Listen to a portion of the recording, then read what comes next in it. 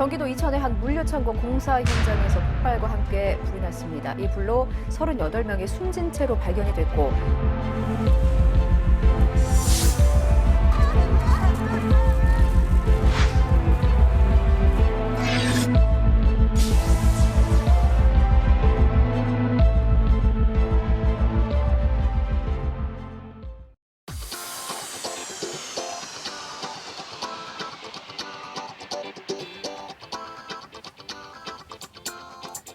시민 여러분 안녕하십니까? 일하는 노동자, 서민, 우리 시민들을 위한 공익방송 TV민생연구소입니다.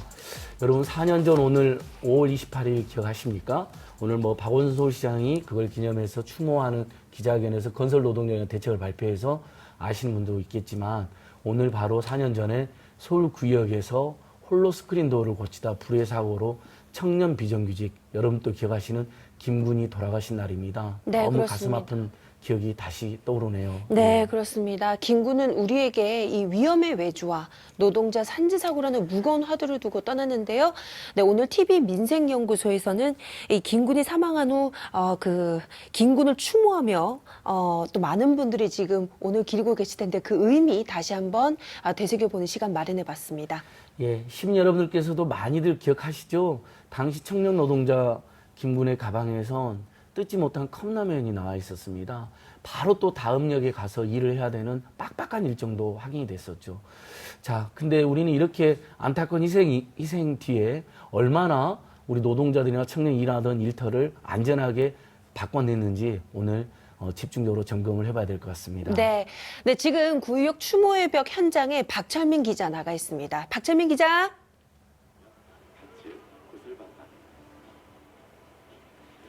안녕하십니까. TV민생연구소 수석연구원 박철민입니다. 저는 지금 서울 지하철 2호선 구의역 9회 4 승강장에 나와 있습니다.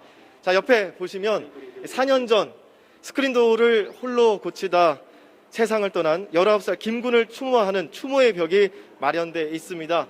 메모장에 붙어있는 모습을 확인하실 수가 있고요. 많은 시민분들께서 김군을 추모하는 뜻을 이렇게 메시지로 적었습니다. 자, 아래 보시면 김군을 추모하는 의미의 국화와 함께 바쁜 일정을 소화하며 일했을 김군을 애도하는 뜻으로 컵라면 대신 도시락을 올려놓았습니다. 자, 이렇게 김군을 추모하는 오늘 또 시민분들께서 메시지를 남겨주셨는데요. 그중에 한 시민분을 이야기 나눠보도록 하겠습니다. 안녕하세요. 네, 자, 여기가 이제 김군을 추모하는 벽인데 어떻게 오시게 됐나요? 네, 저는 평소에 여기에 거주하는 시민으로서 출퇴근하면서 항상 오고 가는 곳인데 오늘 퇴근하다가 방문하게 되었습니다. 어떤 메시지를 남겨주셨어요? 벌써 한 4년 정도가 흐른 걸로 알고 있는데 김군의 희생이 헛되지 않도록 완전한 사회를 만들겠다고 약속을 했는데 그 약속이 아직도 잘 지켜지지 않는 것 같아서 안타까운 마음과 김군의 명복을 다시 한번 빌었습니다. 네, 4년이 지났습니다. 그리고 이곳에 거주하고 계시니까 지나다닐 때마다 또 감회가 남다르실 것 같은데 오늘은 특히 어떤 마음이 드시나요? 이렇게 퇴근길에 보다 보면은 시간에 쫓기면서 제대로 된 권리조차 보장받지 못하고 근무했을 그 모습이 더 상상이 가서 더욱 마음이 아픈 것 같습니다. 네, 아무쪼록 또 대한민국 더 안전해지기를 기원하는 마음으로 또 이렇게 인터뷰에 응해주셨는데 말씀 고맙습니다. 네, 자 시민분과 이야기를 나눠봤습니다. 말씀하셨다시피 자 우리 대한민국의 안전 4년 전과 지금 어떻게 바뀌었을까요? 또 서울 지하철 안전은 또 어떻게 개선됐을까요? 담당자분 모시고 이야기 나눠보도록 하겠습니다. 안녕하세요. 안녕하세요. 네, 안녕하십니까. 네 구의역 사고가 또 있은 지 벌써 4년이 흘렀습니다. 네네. 그동안 많은 안전대책이 나왔죠. 어떻게 달라졌나요? 구의역 사고 이후 저희 서울교통공사에서는 정비 직원수 보강과 직영화, 그 다음에 정규직 전환 등 안전 혁신을 계속 추진 중에 있습니다. 네, 구체적으로 말씀해 주신다면요. 정비 직원수 같은 경우에는 사고 당시에 146명으로 운영 중에 있다가 현재 381명으로 증원해서 운영 중에 있습니다. 그 다음에 승강장 안전은 전담 관리 조직을 구성해서 어떠한 경우라도 2인 1조 작업이 가능하도록 인원수 충원을 해서 지금 작업이 원만하게 안전을 위해서 진행 중에 있습니다. 당시 김군의 경우 이제 혼자 작업을 하다 세상을 떠난 것으로 많이 알려져 있어서 안타까움을 자아내고 있고 그 이후에 2인 1조로 운영되고 있다고 들었는데요. 그 2인 1조 잘 지켜지고 있나요? 네, 2인 1조 같은 경우에는 지금 현장에 장애 발생했을 경우에 저희 종합관제센터에서 현장 도착을 2인 1조 현장 도착했는지 확인하고 작업 승인이 이루어지고 있습니다. 그리고 나서 전체적인 열차 운행 중인 작업이 이루어지고 있기 때문에 안전에 대한 확보는 충분히 되었다고 생각하고 있습니다. 또 스크린도어 안전관리뿐만 아니라 선로 작업도 꽤 위험한 것으로 알고 있습니다. 어떻게 진행되고 있나요? 사고 당시에 사망 원인이었던 장애물 검지 센서를 정비하다가 김군이 사망하지 않았습니까? 그래서 그 점검 방식을 레이저 스캐너로 교체를 해서 현재는 선로 작업이 아닌 이 승강장에서도 점검 및 유지 보수가 가능하도록 변형을 해서 지금 운영 중에 있습니다. 아무래도 스크린도어 안전 관리를 할 때도 그 점이 좀 도움이 될 것 같다는 생각도 드는데요. 고장을 예방하는 것도 중요할 것 같습니다. 아무래도 이것이 안전사고의 원인이 되기 때문에 그렇습니다. 스크린도어 안전관리는 어떻게 되고 있나요? 고장 횟수나 이런 것도 많이 줄었습니까? 저희 사고 당시 기준으로 2016년도 기준으로 해서 일 평균 고장 건수가 한 9.3건 정도 됐었습니다. 그래서 그 이후에 이제 대대적인 시설물 개선 등을 통해서 그다음에 2017년도에는 5.7건, 그다음에 18년도에는 한 3.7건, 그다음에 작년에는 한 3건 정도로 줄여서 전반적으로 장애가 감소돼서 지금 시스템은 상당히 안정적으로 운영 중에 있습니다. 네, 그렇군요. 앞으로 시민들을 위해서 안전과 관련된 업무를 하고 계시니까 또 말씀을 해주신다면요. 김군 사직이 이후에 저희 승강장 안전관리단과 교통공사에서는 지금 직원들의 정비력 향상을 위해서 지금 상당히 노력을 하고 있고요. 그에 따른 향상이 4년 동안 많이 돼서 현재 아까 말씀드린 장애나 이런 것들이 상당히 안정적으로 운영 중에 있어서 앞으로도 계속 그런 쪽으로 해서 승강장 안전문 관리를 유지를 안전을 위해서 최선을 다할 생각입니다. 알겠습니다. 말씀 고맙습니다. 네, 감사합니다. 네. 자, 구의역 사고로 김군은 세상을 떠났지만 남기고 간 것이 있습니다. 대한민국이 안전하기 위해서 우리가 어떤 생각을 해야 할지 또 어떤 실천을 해야 할지 이런 숙제를 남겨준 것 같은데요. 추모의 벽은 내일 5월 29일까지 설치가 된다고 합니다. 그리고 구의역뿐만 아니라 강남역 10의 2 승강장 또 성수역 10의 3 승강장에도 마련되니까요. 김군에게 또 추모의 메시지를 남기고 싶은 시민분들, 마음을 전하고 싶은 시민분들은 이곳에 들러서 또 이렇게 메시지도 남겨주시고 헌화를 해주시면 좋겠습니다. 지금까지 구의역 현장에서 TV민생연구소 박철민이었습니다. 네, 박철민 연구원 수고 많았습니다. 4년 전 저도 저곳에 가서 이렇게 추모 스티커를 붙이고 울고 왔던 기억이 납니다. 이제 4년이 지났는데 우리 사회 고질병, 너무나 위험한 산재, 위험 애주와 이 문제 어떻게 해결되고 있는지 말씀 나눠보겠습니다. 네, 함께 해주실 분 모셨습니다. 먼저 허한주 프레시안 기자님, 그리고 조성의 민주노총 공공운주노소 그 노조 노동안전보건실장님, 그리고 건강한 노동대상 대표시죠. 김초롱 인천대 산업경영공학과 교수님 나오셨어요. 안녕하세요. 어서 오세요. 우리 김초롱 교수님 열어보시고 허한주 기자님 두 번째, 우리 조성희 기자님 처음이신데 이렇게 와주셔서 고맙습니다. 고맙습니다. 실장님, 그 구역 사고 때 시민대책위도 만들어지고 진상조사단도 만들어진 거로 기억하는데 그때 직접 진상조사단 활동도 하신 거로 기억하는데 어떻습니까? 그때 진상조사단이 제시한 대책들 많이 좀 반영이 됐나요? 최근에 사고가 거의 안 난다는 이야기 듣긴 한 것 같은데. 네, 그 이후로 현재까지 사고는 한 건도, 그러니까 사망 사고나 이런 건 한 건도 없었다는 거고요. 그 가장 잘 된 건 아까 인터뷰에서도 나왔지만 전체가 정규직화가 되었다는 거. 그러다 보니까 이제 2인 1조도 되고 운행 중에 선로에 들어가지 않아도 되고, 제일 좋은 건 하청업체에게는 고장 신고가 접수된 후에 1시간 안에 고장 처리를 하지 않으면 페널티를 매겼거든요. 근데 그게 없어진 거죠. 그러니까 사람들이 일하는데 조금의 여유를 가질 수 있었다라는 건 좋아진 건데, 워낙에 스크린도어가 서울 시내만 300여 개의 역사에 한꺼번에 만들다 보니까 사실은 최저가 낙찰로 시공 자체가 굉장히 부실했었어요. 여전히 남아있는 건 이것이고, 지하철 타면 보시겠지만 광고가 커다랗게 들어가 있는 것들이 있는데요. 근데 광고 계약이 언제까지다라고 정해져 있어서 그거를 절반으로 잘라서 문을 열닫고 할 수 있게 해야 되는데 그렇지 않은 것들이 아직 좀 남아 있고요. 그 다음에는 저희가 이제 그 안전 문화에 있어서 누가 잘못했느냐라는 책임 추궁이 아니라 도대체 왜 그런 사고가 났는지 원인을 좀 규명하자, 이런 이야기들 계속 했는데 이건 좀 아직 부족한 부분입니다. 네, 그렇군요. 그리고 구역 김군의 동료들은 정규직화가 되고 다 문제가 조금 해결된 것 같은데, 사실 서울시와 서울교통공사가 운영하는 서울 9호선, 9호선, 용인선, 용인. 서해선 이런 데들은 여전히 인력이 부족해서요. 한 사람이 뭐 3가지, 4가지, 5가지의 일들을 하고 있습니다. 그리고 이 계약이 3년, 5년 이렇게 짧게 되고 있기 때문에 늘 부족한 인원과 바쁘게 하고 있어서 저희가 보건대 그곳에 잠재적인 김군이 있지 않나라는 생각합니다. 네, 아주 중요한 그렇군요. 지적해 주셨네요. 네. 김군 사망 이후에도 이렇게 안타까운 사고가 줄 이었는데요. 저희가 자료를 준비했습니다. 함께 보시면서 얘기 나눠볼게요. 네, 2016년 5월 28일이죠. 구의역 스크린도어 혼자 수리하다가 김군이 정말 안타깝게 사망하는 사고가 있었고요. 2017년 5월 1일 거제 조선소에서 하청업체 노동자 6명이 사망했습니다.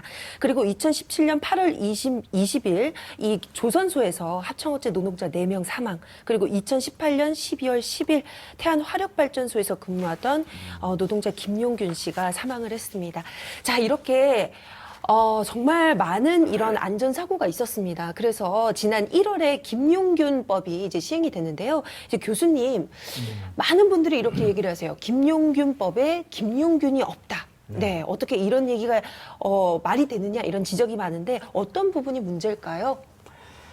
사실은 이 28년 만에 산업안전보건법이 전면 개정이 되었거든요. 그건 그만큼 우리 사회의 산업안전보건 문제가 심각하다는 것인데, 그 계기가 사실은 김군, 김용균 이렇게 이제 계기가 되는 건데, 그분들 때문에 만들어진 법에서 그분들이 겪었던 위험한 작업 환경, 이런 것들이 전혀 개선될 여지가 없다. 그래서 우리가 김용균법에 김용균이 없다, 이렇게 이제 그 비유를 해서 표현을 하는데요.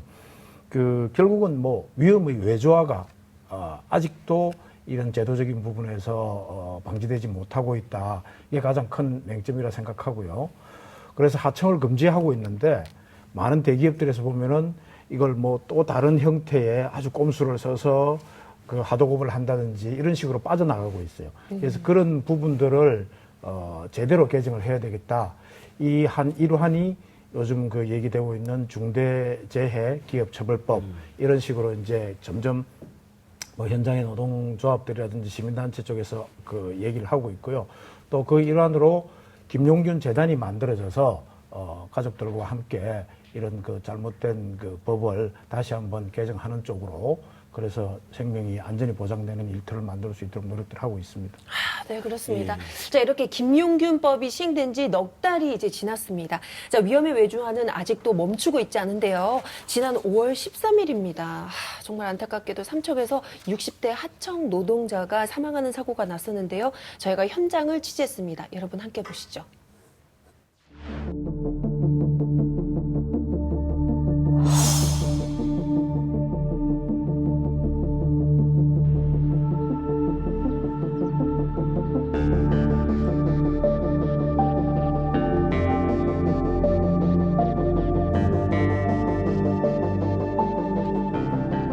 별로 안 좋죠. 왜냐면 여기 일하시는 분들 어차피 그러니까 여기서 실질적으로 일하시는 분들 다 동네 분들이시거든요.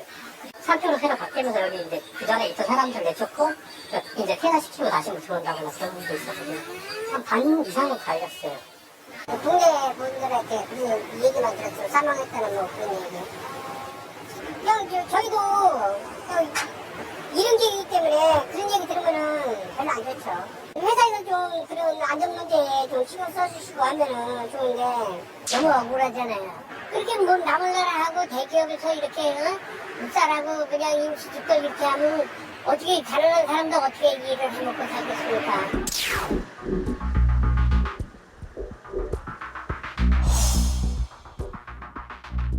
아들 어떡하냐고 거의 뭐 우지지면서 아버지가 화살 사고 나서 위독하다라고 전화를 받으셨나요?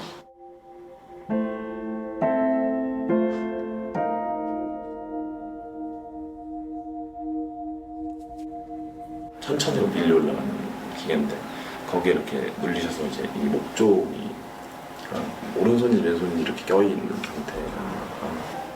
옆에 누군가 있었다면 밟지 않았을까 이런 생각이 자꾸 드는 거죠.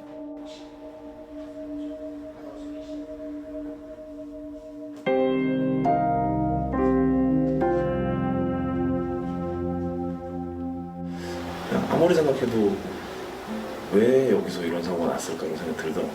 이제 사고 경위를 모르니까 아무도 몰라요. 그건 이제 CCTV도 없고 뭐라도 들으면 이제 아버지를 보내드리는데 조금은 해소되는 느낌이 있을 것 같은데 모르겠어요. 그건 봐야 될 것 같아요.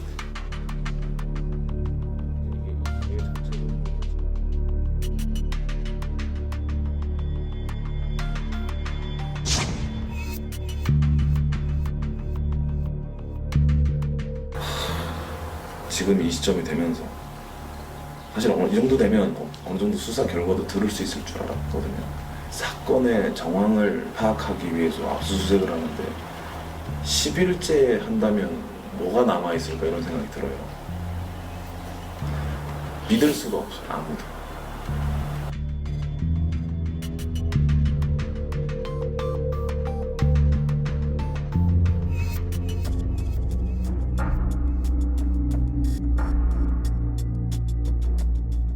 그거 보고 화가 더 많이 났었거든요.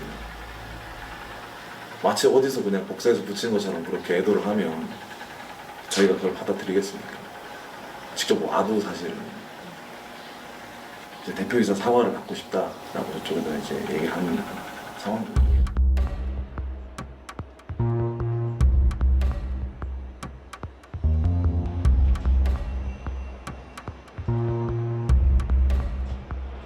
아니 뭐 일단은 연락을 해야 되니까 확인해야 되니까 뭐 일부러 약속한 건 아니고 사전에 뭐 약속이 돼 있으십니까? 아니요, 약속은 안 돼 있고 전화 통화를 안 돼가지고요. 예, 안녕하세요. 여기 재해협력팀의 이라고 합니다. 어떤 것 때문에 오셨는지. 그 재해자 발생한 거 있잖아요, 5월 13일 날. 네네네. 그 부분에 대해서 좀 상표 측 입장을 좀 듣고 싶어가지고요. 지금 저희가 외부 팀원들이 다 나가 있어서 오늘 좀 어려울 것 같은데. 아, 그러면은 언제 뭐 약속을 잡고 다시 올까요? 좀 말씀을 드리고 따로 한번 연락을 드릴게요.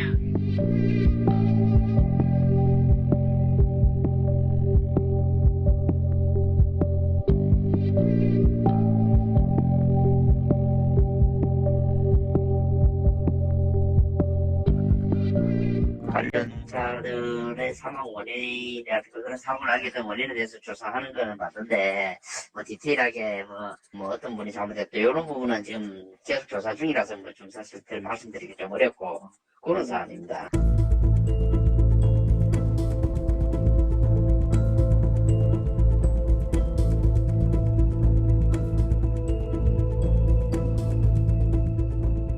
한 근무지에 2명이 같이 근무하는 게 2인 1조잖아요. 업무 과정으로 지금 이거는 혼자 근무하는데 벅차다고 얘기가 지금도 나오고 있습니다. 예전부터 얘기가 나오고 있고요. 사망 사고가 나면 일단은 보상에 유족하고 보상의 문제만 마무리가 되면 그냥 아무 일이 없었다는 식으로 계속 그래 해왔습니다. 이 회사가. 정말 이제는 안 다칠 수 있게끔 같이 노력해서 해야 된다고 보고 그러면 충분히 저희는 안전해진다고 봅니다.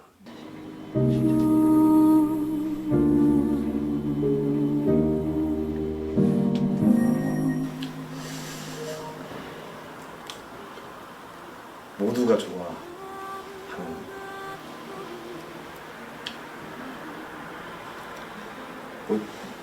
모두가 좋은 사람이라고 하면 그런 분이 좋아지고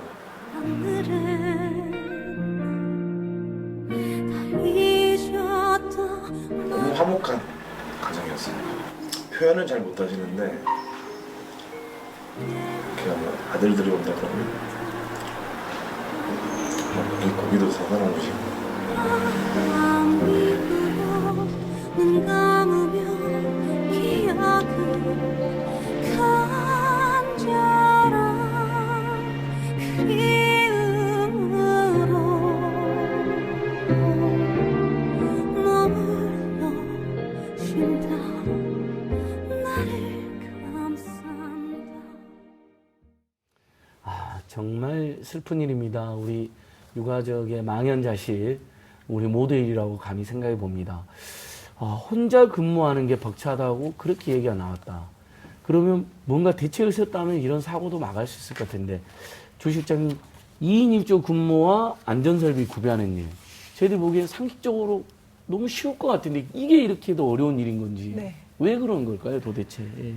저희는 그냥 딱 한 단어로 얘기합니다. 비용 때문이다. 뭐냐면 노동자가 사망하고 나면 사업주가 과태료나 벌금을 내거든요. 이게 노동자를 충원하고 안전설비를 하는 것보다 훨씬 싸요. 그러니까 지난 10년 동안 통계를 내보니까 산안법 위반 사고로 사업주에게 낸 벌금의 평균액이 400여만 원이거든요. 400여만 원. 네. 아시겠지만 2008년도 이천에 냉동창고 산재 참사 났을 때 40분이 돌아가셨어요. 사업주에게 겨우 2천만 원의 벌금형이에요. 노동자 한 명의 목숨값이 50만 원이면 그 사업주는 안전조치를 할 이유도, 안전하게 하기 위해서 공기를 지킬 이유도 없는 거예요. 그냥 벌금 내면 자기는 되는 거예요. 어쩌다 사고가 나면 재수 없는 거고 사고가 안 나야 된다고 생각하는, 이렇게 요행을 바라는 건데요. 이렇게 사고가 났는데도 서울교통공사로는 산재 잡히지 않습니다. 하청업체로 산재가 잡혀요. 그리고 그 하청업체들은 3년, 5년 단위로 바뀌어요. 그럼 그 기록은 사라져버리는 거죠. 원천 절대 책임지지 않아요. 비용을 투자해서 설비를 개선하려고 하지도 않습니다. 그래서 사고가 반복되고 있다고 보는 거죠. 아니, 그 실장님 말씀하신 거 들어보면 이번에 삼척에서 일어난 이 안전사고도 아무래도 솜방망이 처벌로 이어지지 않을까 좀 굉장히 걱정이 되는데요. 근데 현재 경찰에서 압수수색을 마쳤다고 하는데요. 기자님께서는 이 보실 때 향후 진행 상황 어떻게 될 것으로 보세요? 뭐 일단 관련자 소환이 어떻게 진행되는지 좀 지켜봐야 할 텐데요. 지금 돌아가신 분이 하청업체 소속 노동자분이시잖아요. 이게 사실은 이제 뭐 그 삼표 시멘트에서 2인 1조로 일을 해야 되는데 원청이 만약에 처벌을 받으려면 2인 1조가 아닌 1인이 일을 하라고 지시를 내리니 관련 자료라든가 이게 있어야 돼요. 압수수색 과정에서. 근데 사실 이게 압수수색이 사고가 난 지 9일이 지난 뒤에나 진행이 됐잖아요. 사실 그렇게 되면 원청에서는 이 자료를 다 파쇄하거나 없애버릴 가능성이 매우 크죠. 그러면 이 정황이 없기 때문에 원청의 처벌을 가하기는 상당히 좀 어렵다고 생각이 들어요. 그리고 뭐 실장님이 말씀하셨던 것처럼 하청도 마찬가지거든요. 하청도 만약에 뭐 2인 1조로 일을 해야 되는데 1인이 일을 시켰다고 하는데 이것 역시도 처벌받는 거는 제가 알고 있기로는 뭐 거의 실형을 받거나 이런 거는 거의 저 들어본 적이 없거든요. 뭐 그 더불어민주당의 이용득 의원실에서 발표한 그 자료를 보면요, 2009년부터 2019년 6월까지 대법원에서 받은 그 1심 판례 사건을 보면은 총 그 6,144건의 산재 사건 중에서 0.57%, 그러니까 35건만이 이 그 징역형 및 금고형을 받았어요. 1%도 안 되네요. 1%도 안 돼요. 뭐 그렇게 되니까 뭐 처벌이 너무 미비하니까 실장님 말씀하신 것처럼 이 일이 계속 반복되는 거죠. 자, 그러니까 정말 사람이 얼마나 귀하고 우주와 같은 존재라고 하는데 이렇게 헐값으로 마지막 돌아가신 그 순간까지 처리돼 버리니까 산재 예방도 안 해버린다는 건데, 근데 이제 허 기자님은 예전에 조선소 이장 취업 해가지고 그 기사 써서 유명하셨잖아요.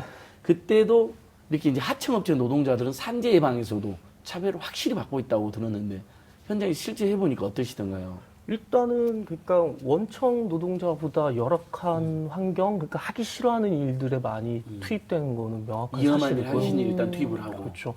그리고 제가 느꼈을 때 가장 좀 화가 났던 거는, 그러니까 원청 노동자들은 이제 뭐 안전장비, 그러니까 장갑이라든가 안전화라든가 안전모라든가 뭐 고글이라든가 이런 거를 원청 회사에서 다 지급을 해줍니다. 네. 근데 하청 노동자들은 제가 그때 위장 취업했을 때 그 장비를 제가 다 제 돈으로 구입을 해야 되더라고요. 그래서 이제 한 달 월급에서 제에서 나오더라고요. 그 장비만큼. 그러니까 사실 이 하청 노동자들이 안전장비를 안 사는 거예요. 한 푼이라도 더 벌고 싶으니까. 그러니까 뭐 안전화 같은 게 뭐 바닥이 갈라져 있어도 그거를 뭐 이제 바꾸는 게 아니라 안전화가 한 5, 6만 원 하거든요. 네. 그럼 거기에 이제 본드를 붙여서 이제 다니시는 거예요. 근데 그게 만약에 작업을 하다가 깨지거나 이렇게 되면 넘어져서 뭐 추락할 수도 있고, 뭐 심한 경우는 이제 뭐 추락해서 돌아가실 수도 있는데 그게 이제 계속 진행되고 있는 거죠. 참 이렇게 안전에 있어서도 이렇게 정규직과 비정규직의 차별이 있다는 게 너무 안타깝습니다. 실장님, 이제 지난 22일에도 굉장히 안타까운 사고가 있었는데요. 광주에서 폐목재를 처리하다가 이 파쇄기에 빨려 들어가서 사망한 26살 청년. 참 이 사건도 너무 마음이 아팠습니다. 근데 이 사고의 문제점은 뭐라고 보세요, 실장님? 그 파쇄기가 움직이는 컨베이어 벨트잖아요. 사실 김용균 노동자의 사망도 움직이는 컨베이어 벨트에 사람의 몸이 끼어도 이렇게 막아줄 수 있는 방어 울타리가 하나도 없는 거였거든요. 그러니까 이 파쇄기 또한 안전장치인 방어 울타리가 없었어요. 그리고 파쇄기는 이게 이제 점검을 해야 되는데 점검을 국가기관에서 하는 경우가 있고 자율적으로 하는 게 있는데 파쇄기는 자율점검으로 이렇게 제도가 되어 있어요. 그리고 사업주가 내가 자율점검했어 하면 끝이에요. 그게 제대로 되어 있는지 방호홀은 있는지 그다음에 위험하다라는 표지가 붙어 있는지 이런 걸 아무도 신경 쓰지 않는다라는 거거든요. 그래서 사실 산업안전보건법에는 이런 안전조치를 지키지 않아 사업주가 노동자가 사망하게 되면 7년 이하의 징역, 10억 이하의 벌금에 처하게 되어 있어요. 굉장히 센 거예요. 7년과 10억이라는 건. 그런데 아까도 말씀드렸듯이 400만 원 정도인 거고 노동자에게 교육을 안 했다라고 하는데 사실 현장에서 사업주도 잘 몰라요.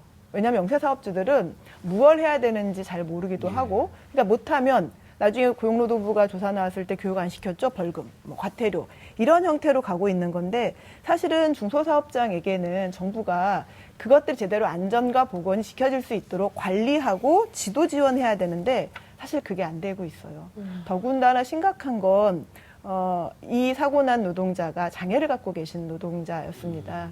그러니까 사실 장애인 고용을 촉진하기 위해서 취업을 알선하기도 하는데 실제로 장애인이 할 수 있는 일이었는가 그리고 그 장애인이 혼자서 특히나 할 수 있는 일이었는가에 대해서 장애인 고용 촉진에만 성과주의만 연연하지 않고 실제로 노동자가 일할 수 있는 조건이었는지도 정부는 확인했어야 되는 과정인 거죠.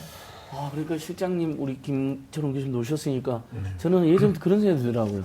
2인 1조면 이렇게 누가 컨베이어 벨트랑 파쇄 끼면 얼른 이렇게 전원을 끈다든지 아니면 좀 더 근본적으로 누가 저한테 그랬는데 끼면 그냥 센서가 딱 멈추는 거 큰 돈 안 든다는 거예요. 근데 그거 아끼려고 지금 안 하는 거잖아요, 교수님. 예전에 교수님도 그런 제안 제가 제시하셨었죠. 항상 주장하는 경우 중에 하나가 우리나라의 안전제일은 진짜 안전제일이 아니라 안전 분야가 구조조정이나 절약을 할 때 가장 먼저 해고되는 그런 안전제일이다. 이렇게 참 자조적인 얘기를 할 수밖에 없는 게 우리 상황이라고 봐야 됩니다. 예, 파색이나 컨베이어벨트 위험할 때 센서가 이렇게 자동으로 멈추게 하는 거 저희 한번 저희가 촉구를 해보고 교수님 그래서 제가 지금 계속 중대재해기업처벌법, 기업살인법 제정 촉구하고 있는데 요거 지금 20대 국회에서 안 되고 20대 국회 전망은 어떻습니까? 정말 이 법 꼭 필요한 것 같은데요.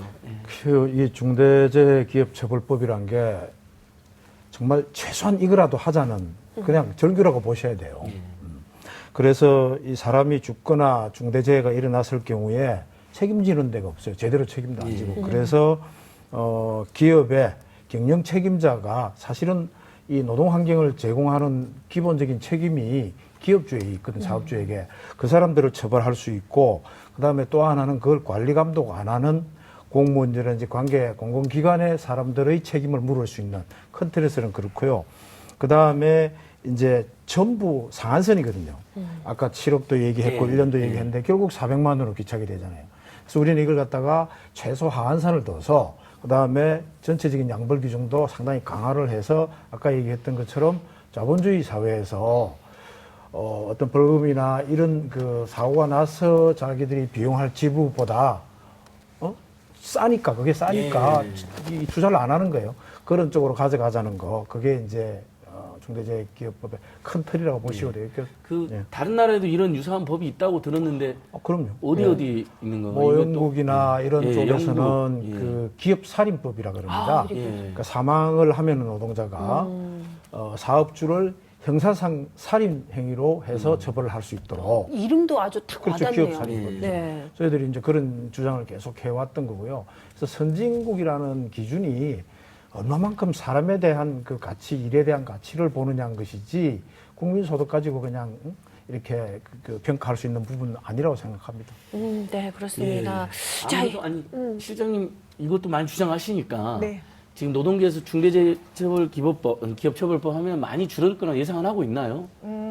일단 만들면 만든 게 중요한 게 아니라 그걸 얼마나 엄정하게 처벌할 수 있는지가 중요한 거예요. 사실 산업법도 굉장히 중한 7년 10억 이런 거잖아요. 그래서 법을 만들고도 강하게 처벌하지 않으면 정부의 의지가 없으면 똑같다는 생각이 들고요. 지난 화요일 날 감염병 예방 수칙 코로나19 그거에 자가격리자가 위반했다고 해서 징역형 4개월로 구속을 했어요. 맞아요. 음성 판결 나왔는데도 구속돼가지고 화제가 됐죠. 그게 화제가 되는데 노동자가 수십 명이 죽어도 그 사업주에게는 그냥 고작 벌금형 정도만 낸다는 거예요. 그러니까요. 비교가 확실히 되네요. 그러네요. 2015년 아까 교수님께서 영국의 기업살인법 얘기했는데 영국의 기업살인법이 시작된 후에 2015년에 영국의 그러니까 노동자 10,000명당 사망한 숫자가 0.4명이었거든요. 그때 우리나라 노동자는 10.1명이에요. 그냥 곱하고 나누면 25배쯤이면 뭐 우리나라 노동자들은 25배만큼 게으르거나 부주의하거나 이런 노동자인가요? 그럴 리가 없죠. 그러면 우리가 얘기하는 중대재해기업처벌법, 영국의 기업살인법이 제대로 되려면 단순 과실치사로 이게 입건이 되는 게 아니라 정말 살인이다, 죽였다라고 해야 된다라는 거고요. 법이 아니라 정부의 의지인데요. 대통령께서 지난해 3대 사망사고 줄이기라는 걸 얘기하셨어요. 교통사고 절반 줄이기, 자살 절반 줄이기, 산재사고 절반 줄이기. 이걸 정말 하고 싶다라면 지금 코로나와 같이 노동자들의 생명을 보호하고 그들의 가족들을 편안하게 살게 하기 위해서는 좀 더 강한 처벌 그리고 강한 규제 이런 것들이 필요하다고 생각합니다. 네, 저희가 얘기하다 보니까 이 문제도 꼭 짚어야 될 것 같습니다. 이 구역 김군, 제주도 생수공장에서 사망한 이민호 군은 바로 특성화고 출신 학생이라는 공통점이 있었습니다. 자, 취업 때문에 특성화고에 진학하는 학생들이 굉장히 많습니다. 자, 그런데 이 정작 취업한 후에는 차별을 받는 경우가 많다고 하는데요. 저희가 특성화고 졸업생들의 생각을 직접 들어봤습니다. 함께 보시죠.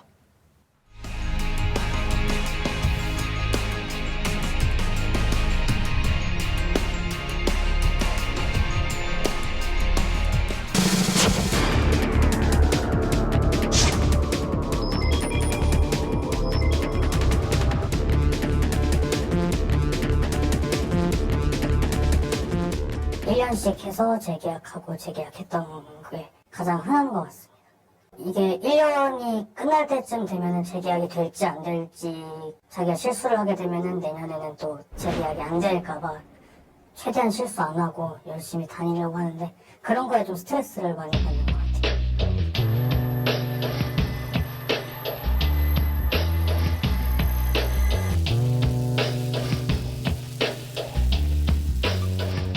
나이가 주변 사람들보다는 좀 어려가지고 무시당하나?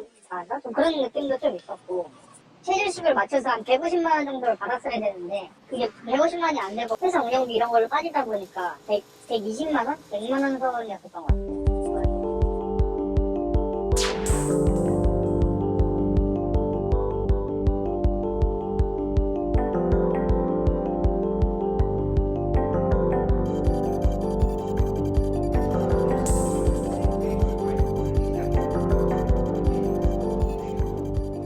회사에 나가서도 아프면 쉬어야 되고 계속 12시간 이상 일하지 않아야 되는 게 당연한 건데, 우리 기업 문화가 아이들의 극단적 선택이나 또는 작업하면서 사고로 일어나게 하는 그런 문화들이 바뀌지 않으면 안 된다고 생각합니다.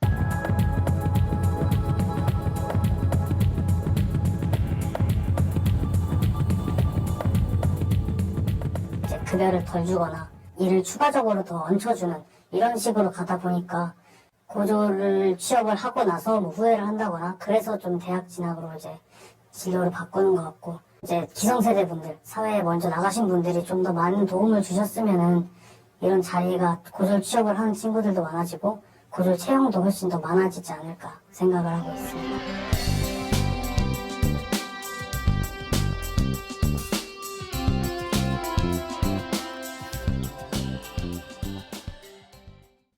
예, 저희가 특성화고 문제에 주목하는 것은 그들이 여전히 많은 차별을 받고 싶을 뿐만 아니라 실제로 산재로도 많이 당하고 있기 때문인데요. 허 기자님, 18 일터로 나가다 우리 특성화고 우리 노동하는 학생들의 그 사연도 책으로도 썼었는데요. 우리 학생들이 제일 많이 바라는 게 무엇인가요? 예. 제가 특성화고 친구들 만났을 때 가장 좀 불만이나 그런 게 좀 있었던 거는 친구들이 존중받지 못한다는 거. 그러니까 기성세대라든가 사회에서 자기가 존중받지 못하다고 느껴지는 걸 가장 좀 힘들어 하더라고요. 그러니까 사실 특성화고 하면은 이제 좀 어떤 이미지가 있잖아요. 뭐 공부를 못한다던가, 집안 환경이 어렵다던가, 노력하지 않는다던가, 이런 좀 이미지가 씌워져 있는데, 사실 이런 친구들이 사회에 나와서 일을 해도 뭐 게으르다든가, 뭐 일머리가 없다든가, 이런 식으로 열심히 노력하고 인정을 받으려고 해도 그게 잘 안 되는 거에 대해서 굉장히 많이 힘들어 하더라고요. 그러니까 좀 한마디로 이게 좀 낙인 효과가 좀 있는 게 가장 힘들어하는 것 같다고 느꼈습니다. 그렇습니다. 이렇게 전공을 살려서 사회에 일찍 진출하고자 했던 이들의 바람이 이렇게 차별에 무너지는 것 너무 안타까운데요. 저희가 자료를 하나 준비했거든요. 함께 보실게요. 네, 특성화고 졸업생의 경우 비정규직이 86.9%를 차지했고요. 정규직은 13.1%에 불과했습니다. 그리고 취업 현장에서 부당 대우를 받았다. 절반이 넘는 58.7%가 대답을 했고요. 취업 현장에서 부당 대우를 보니까 1위는 무시와 차별, 1위는 무시와 차별, 2위는 잡무, 그리고 다음으로 수당 미지급, 근로계약 미작성, 미준수, 여기에 대한 답변이 많았습니다. 참 이 통계를 봐도 굉장히 안타까운데요. 네, 교수님, 이렇게 특성화고가 이 전공을 살리지 못하고 뭔가 이 비정규직만 양산했다, 이런 비판을 받고 있는데 여기에 대해서 어떻게 생각하세요? 결국은 뭐 이게 이제 취업이나 교육에 있어서 질의 문제가 아니라 양의 문제인 거죠. 교사나 학교를 평가하는 기준이 얼마만큼 많이 보냈느냐, 평생 직장에 될 수 있는 양질의 일자리를 찾아가는 그런 개념이 아니라, 저희 대학도 마찬가지입니다. 취업은 사실은 대학이나 학교에서 제대로 된 교육을 가르치고, 취업률의 문제는 사회 경제적으로 국가가 풀어야 될 문제거든요.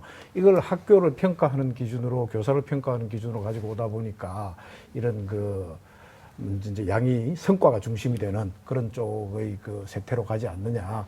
그러다 보니 결국은 안전의 문제, 이런 것들도 같이 담보가 되지 못하는 이런 악순환이 계속 반복된다고 봐야 되겠죠. 예, 제가 아무튼 계속해서 특성화고 문제는 제가 개선을 촉구해 나갈 건데요. 조 실장님, 저는 또 걱정이, 이분들이 이렇게 사회 차별받고 편견에 시달리고 또 사회 애각지대, 사각지대 이렇게 있다 보면 노동인권도 많이 침해될 거고 그러다 보면 그렇게 막 일터에 내몰리면 산재도 막 취약해지잖아요. 그래서 이 부분을 뭐 노동인권 교육도 대폭 강화해야 될 것 같고 또 어떤 대책도 써야 될 것 같은데 어떤 게 제일 좋을까요? 최근에 특성화고 학생들한테는 노동인권 교육을 의무화하는 규정들이 있고요. 저도 특성화고랑 중학교 3학년 학생들 이제 시험 끝나고 아르바이트 앞두고 있다고 학교에서 몇몇 선생님들이 노동인권 교육 해달라고 해서 가본 적이 있어요. 그래서 질문을 하고 대답을 받으면 최저임금은 얼마인지 알아요. 그거 뉴스에서 봤어요, 선생님 이렇게 얘기하는데 근데 저희 사장님 그만큼 안 주셨어요. 어떻게 했어? 그러면 사장님이 원래 학생들은 그만큼 주는 거래요. 이렇게 하면 끝이에요. 사장 말이 그냥 어른들이 저렇게 얘기하니까. 그래서 저는 교육과정에서 노동법 교육이 필요한 거라는 생각이 들어요. 중고등학교 때. 유럽에서는 아이들이 모의 노사 교섭도 다 한다 하더라고요. 근데 우리는 학생이 무슨 노동자 이러면서 절대 가르치지 않거든요. 사실 이 얘기와 함께 그 삼성반도체에서 일하다 사망하신 고 황유미님 아버님께서 기회 있을 때마다 하시는 말씀이 뭐냐면 우리 유미가 고등학교 졸업하고 삼성에 갔는데 삼성에서 사용하는 물질이 위험하다라는 걸 알려만 줬어도 그렇게 일하지 않았을 거다. 만약에 알려줬으면 조심하지 않았겠냐. 근데 그게 어떤 물질인지 몰라서 유미는 그렇게 일을 하다 죽었다. 그런데 유미의 동생들, 후배들은 그렇지 않았으면 좋겠다는 말씀을 하세요. 알 권리, 노동자에게 알 권리도 중요하지만 학생들에게도 기본적인 알 권리를 정부가 제공해야 합니다. 네, 그렇습니다. 노동법하고 산업안전교육을 절묘하게 결합해가지고 집중적으로 교육해서 저는 이것도 굉장히 필요할 것 같아요, 교수님. 이 노동 인권 교육도 굉장히 중요하지만 뭔가 취업이 이제 좀 앞으로 잘 될 수 있도록 요즘 시대가 워낙 빠르게 변하고 있잖아요. 그래서 이런 특성화고 교육이 이런 시대 변화에 맞게 좀 기술의 속도에 못 따라간다 이런 비판이 많거든요. 여기에 대해서는요? 최근 들어서 우리 사회 변화를 상징하는 가장 큰 그 주제가 4차 산업혁명 아시죠? 근데 대통령 직속의 4차 산업특별위원회에 보면은 17명의 위원이 있는데요. 그 중에 노동계 대표는 아무도 없습니다. 그 다음에 당년직인 노동부 장관 한 사람만 딱 있고, 나머지는 전부 IT 관련 그 전문 기업인들이에요. 그러다 보니까 노동의 변화가 엄청난 걸 또 예상을 하고 있거든요. 플랫폼 노동이라든지 로봇과의 협업이라든지 이런 부분에 대해서 실제 현장에 나갈 특성화고 학생들은 전혀 무방비 상태에 있는 거죠. 이런 부분들. 그래서 권리, 안전의 문제, 그다음에 노동의 변화. 사실은 노동의 주체로 설 사람들인데 바로 나가면은 이 사람들에 대한 교육의 과정들이 반드시 필요하다. 이런 말씀을 좀 드리겠습니다. 또 정말 이 중대한 주제로 제가 방송 다 하고 싶은데 또 시간이 이제 이렇게 또 다 돼가지고 너무 아쉬운데요. 정말 산업재해 사망 제로. 저는 산재 사망 반으로 줄이기 캠페인 너무 마음에 안 듭니다. 맞습니다. 그럼 반은 죽어도 된다는 겁니까? 맞아요. 저는 그래서 너무 어떤 그 캠페인 취지는 이해되지만 산업재해 사망 제로 어떻게 만들 것인지 우리 허 기자님부터 마지막으로 한 말씀씩 부탁드릴게요. 그러니까 사실은 할 수 있다고 생각해요. 그러니까 구의역 김군 사건도 사실은 그 똑같은 사건이 이번에 2번 있었어요. 그러니까 만약에 그때 정규직화를 다 만들고 안전 외주화를 막았으면 2번의 죽음은 없었을 거라 생각해요. 할 수 있는데 안 한 게 가장 큰 문제라고 생각합니다. 할 수 있다. 주실장. 예, 저는 코로나 이전과 이후가 달라져야 된다고 얘기 드리는 건데요. 정부가 국민의 안전을 위해서 필요한 조치 해야 되고요. 맨날 몇 명이 확진자가 나타났고 어디를 다녔다고 알려주잖아요. 노동자들에게, 시민들에게 알려줘야 되면 내일이 구의역 김군의 23번째 생일날이거든요. 사실은 23번째 생일을 친구와 가족들이 함께 나누었을 거예요. 정부가 그런 역할을 해야 한다고 생각합니다. 네. 저는 이번 그 코로나 그 문제가 엄청나게 지금 어제 오늘 심각해지고 있죠. 그 택배 물류 창고. 그게 바로 노동 강도가 엄청나게 강화가 되어지면서 뭐 쫓길 수밖에 없는 노동 환경에서 서로 밀착하고 마스크 벗게 되는 거, 이 원인은 강화된 노동 강도예요. 맞아요. 그래서 노동자들의 안전이 담보되지 않으면은 시민의 안전도 담보 안 되는 겁니다. 이런 차원에서 우리 그 TV를 보시는 시민 여러분들이 이 노동자들의 권리가 안전에 대한 부분들을 같이 좀 더 새롭게 인식해 주시고 강화돼야지 우리 삶도 같이 보장을 받는다, 이런 말씀드리고 싶습니다. 노동자 안전이고 시민의 안전이다. 너무 인상적인 말씀이시고요. 저는 이런 생각 들었어요. 아까 주 실장님이 코로나19 이제 우리 국민들 잘 알려주잖아요. 막 인권 침해 논란이 있을 때 잘 알려주고. 아니, 산재 사망 사고 나는 모든 기업들 핸드폰을 계속 알려주면 어떨까요? 저희도 그런 얘기. 네, 알려줘버리면 그 기업들도 부끄러워서라도 조심할 네, 거고 맞습니다. 국민들도 그런데 자식도 안 보내겠다 그럴 거 아닙니까? 맞습니다. 항의도 할 수 있고. TBS에서 자막으로 매일 좀 알려주시죠. 예, 그러니까 저희도 한번 저희가 푸시해보고. 심각하게 캠페인 논해보겠습니다. 네, 그러도록 산재 사망 사고 하겠습니다. 나는데 국민한테 매일처럼 알려주자. 네. 자, 오늘 이야기 함께 해주신 세 분 감사합니다. 네, 예, 고맙습니다. 고맙습니다. 네, TV민생연구소 준비한 내용은 여기까지입니다. 저희는 내일 스페셜로 뵙고요. 월요일 저녁 7시 20분에 생방송으로 다시 찾아뵙겠습니다. 여기는 TV민생연구소입니다.